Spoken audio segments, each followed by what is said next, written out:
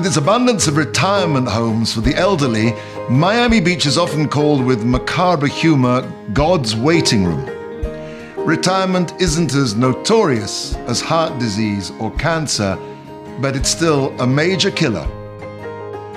Studies show that people who don't retire but stay involved in their work, albeit at a level that befits their age, have longer life expectancies than those who retire and relax into their golden years. My father, Oliver Sholem, may he rest in peace, passed away well into his 93rd year. He was a very hard worker and he never retired. Every morning he'd still go to the office and do the post. He went in later, came back earlier, but he kept relevant.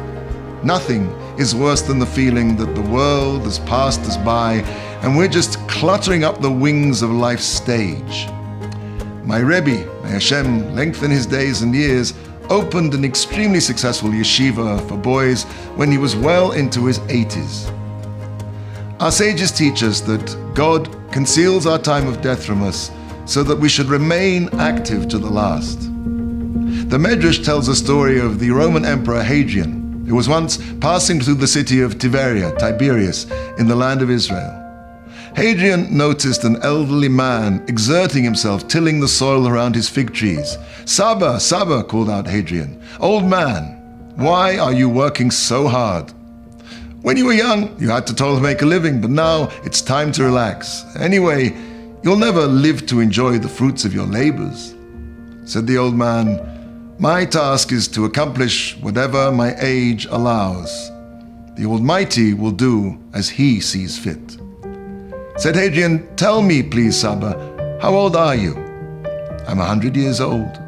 100 years old? And you actually expect to reap what you sow? "If I merit to eat the fruit of my labors, well and good.